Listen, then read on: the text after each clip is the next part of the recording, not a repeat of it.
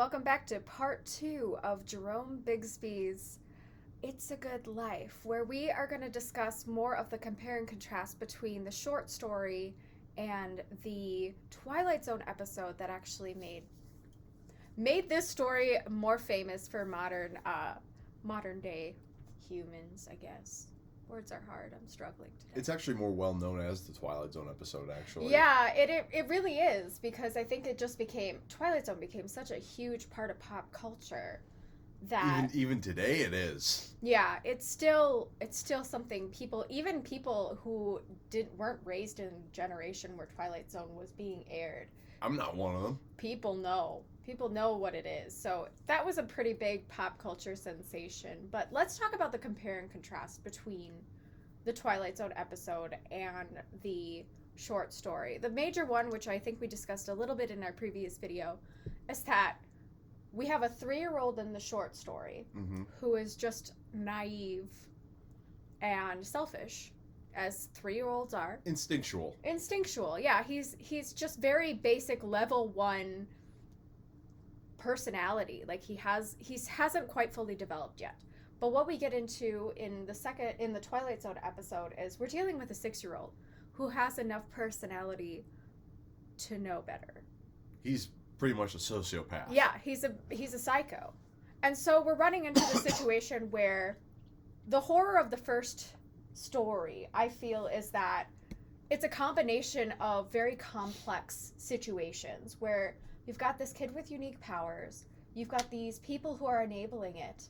And what's really tragic to me is that, like, because nobody's sitting there to try and lovingly correct this kid, you just know this kid is very unloved and feared, which I think is super tragic. Mm-hmm. But then you're running into the other situation with the Twilight Zone episode where this kid literally is a psycho. Yeah, he does like all this other really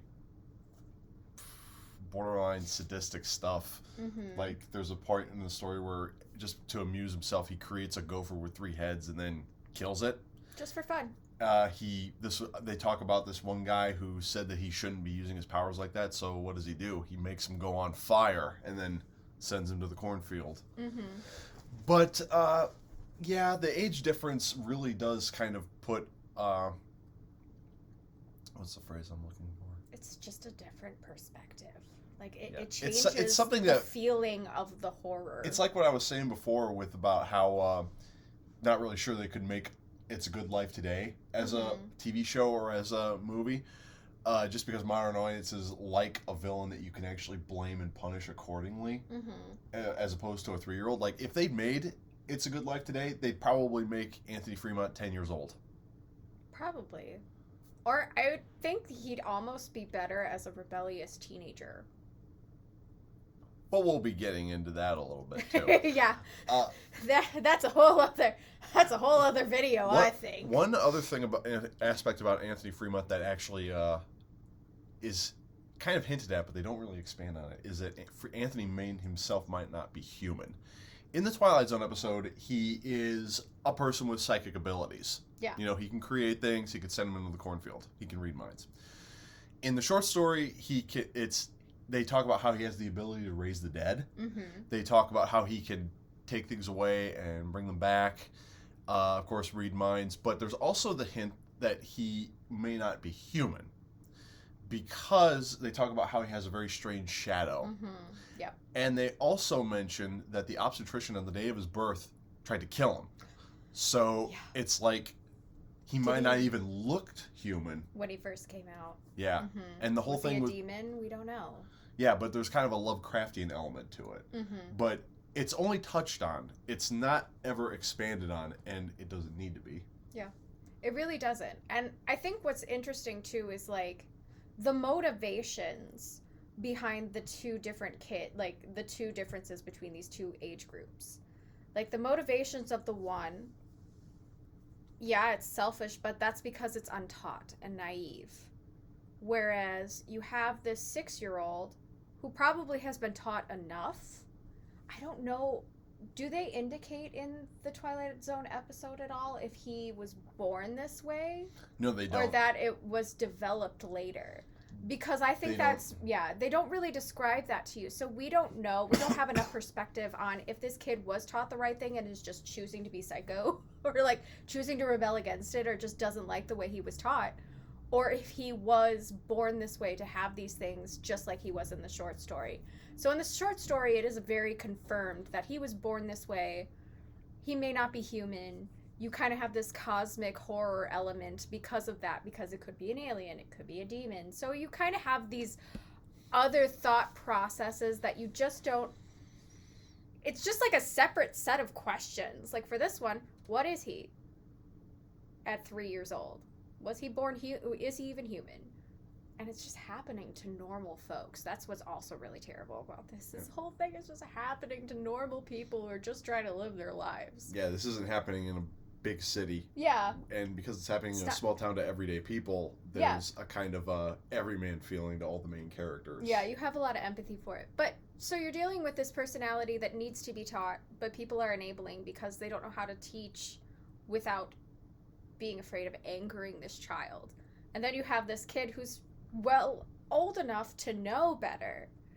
And you don't know the context of his learning. Like, was he ever taught to do these things? Again, we bring up the tragedy. These kids are not loved because there's no discipline. There's nobody telling them how, how to be part of the social construct of the community and how to, like, care for people instead of just caring about what you want. And, Sorry. I just find that really frustrating. But anyway, Twilight Zone episode. They actually did expand on the mythos that Jerome Bixby had created for the short story, which in turn became the Twilight Zone episode. In 2002, the 2002 version of Twilight Zone, which only lasted one season, they actually made a sequel to It's a Good Life called It's Still a Good Life. And they actually got the same actor, Bill Mumy, to play a now adult Anthony Fremont. And then Bill Mumy's actual daughter, she plays Anthony Fremont's daughter. And you actually get to see what life in Peaksville is like in that one, because even in the episode, we're led to believe, in the original episode, we're led to believe that the whole thing with Peaksville happened over the course of a few years ago. Yes. That's how long they've been isolated. At least 3 years in the short story. But 6 years in... Allegedly 6 years in the Twilight Zone episode. Again, we don't know for sure. Yeah. But the real interesting thing about It's Still a Good Life is that Peaksville has been isolated for almost 30 years. So what is society in the small town like now? What is their mentality? Because you have to remember, after 30 years, there's an entire generation and demographic of people there who've never even known about an outside world. And I think that's what's so interesting about the short story is you just kind of assume that these people died off. Like, sure, this kid could bring a few people back to life, but that's only if he liked them. And then he can eliminate them at any time. So how are these other generations in these episodes coming to be? I think that's what's so interesting about it, is that you've got these Twilight Zone episodes that are perpetuating this story.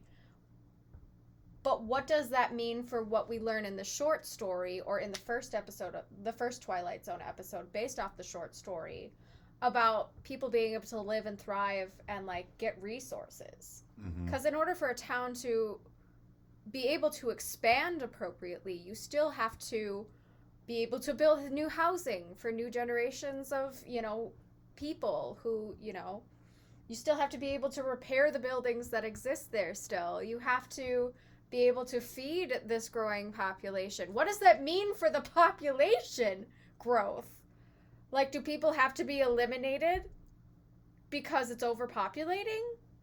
Like, there's so many more questions that this brings up if you're kind of like, if you start thinking that, so something must have been figured out for the second, this other 2000s-ish Twilight Zone episode to have come about. Yeah. But there are holes still, and I want to understand.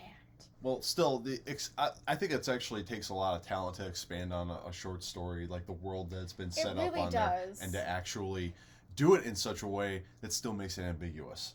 There's a lot of stuff that you don't know, a lot of stuff you don't need to know, but it's interesting. Yes, it's very thought-provoking no matter what, because like when you're doing this compare-contrast between the piece of literature, and let's just stick with the first episode because that's what it's based off of. Mm-hmm.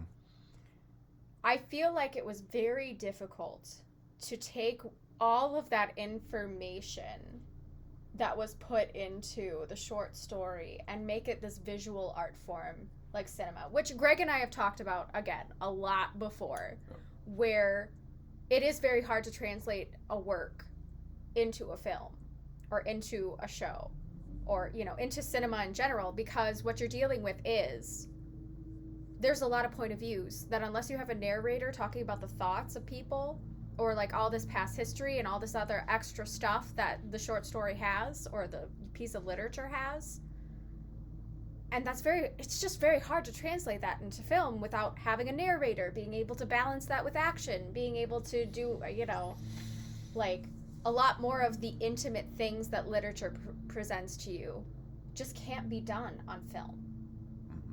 So you do run into that situation where it is a little bit more difficult to try and like figure out the balance of how to give enough information without doing too much and making your audience bored. You did remind me of something though too. Yeah. There's a lot of horrific imagery that's told and heavily suggested by the short story. Yeah. And it's stuff that they would never have been able to show on 1960s television. No, it would have been Ever. illegal to do so. Like, there's one character in the short story who gets transformed, and he's only described as being transformed into something horrific. But in the Twilight Zone episode, probably one of the most iconic images, not of that episode, but that entire series, is instead of being changed into some horrifying creature, the guy's turned into a jack-in-the-box. Yep. Which, I'm not sure if that's better than the short story or not. It might be just because I'm more familiar with the episode than I was with the short story. Mm-hmm. But, yeah, I thought it was pretty interesting, though. Yeah, I think there's a lot of... change. Yeah, there's just a lot more information given in the piece of literature. Like, the whole backstory of how this kid was just born like this. And how it's not known that if he's human or not. And then there's the... I guess there's, like, the point of view from the adults as well. Because they also have their own thoughts and feelings that they can't communicate to each other. But they're constantly trying to not communicate at all, even in thought patterns, because this kid can read your mind. So if you think badly of this kid or whatever... you're gonna pay. Yes. And that's the other thing, too. Like, we kind of mentioned in the previous episode where it's like, you kind of go into this, like... The term good is used a lot. I think both in the story as well as in the Twilight Zone episode. Yeah. But it's used more like almost ironically or satirically. Well, it's a good day, Anthony. It's a real good day. Yeah, you deal with a lot of that where actually it's kind of become a code word between the two, like between the adults, where they're saying it, but what they mean is there's something about today that is just not right, and it's either the subject of this kid or what the kid is choosing to do because of the day. Like, one of the things is the day is hot. He likes hot weather. So you run into, like, everybody's like, it's a good day, but they're dying of heat, and they're looking at each other like... It's like, oh, no, it's good that you think that, but Anthony likes it like that. Yeah. It's interesting. There's also that whole thing about him being instinctual about how when... his Aunt Amy was the only one who was really verbally talking about how she doesn't like the heat. Mm-hmm. She wanted it to be a little colder. So what does Anthony do? Makes it snow. Yep. He makes it snow. But that also speaks to the extremes of children. Like, you want it colder? Okay, snow is cold. I'll make it cold. Let's make it Christmas. And then kill all the crops. Everyone will die. Congratulations. Unless he's smart enough to make them food. Yeah, and that's the other thing, too, because we don't know in the Twilight Zone episode if he can bring the dead back to life like he can in the short story. We run into the situation of, okay, can these people actually die even if the resources run out? We don't know in the Twilight Zone story, but we do know there's potential for that in the short story. Like, there's a lot to unpack in this. I think there's a lot to deal with children's psychology. And I think that... Sociology. Sociology. In and of itself, there's enough of these questions. We could probably do an entire research video just on the differences between this 3-year-old's mentality and this 6-year-old's mentality alone. Just because you have that whole, like, thing. Yeah. But yeah. So that's part 2. It is a little bit shorter than our first one. We just wanted to be able to talk about some things that during our little technical difficulty we had not been able to touch on, and the sound and everything got messed up, and I apologize for that, guys. But thanks again for watching. This is Telltale. I'm Emily. I'm Joe. And thanks for watching. Like, subscribe, let us know what you think of those Twilight Zone episodes and how they compare to the short story, and we will see you next time.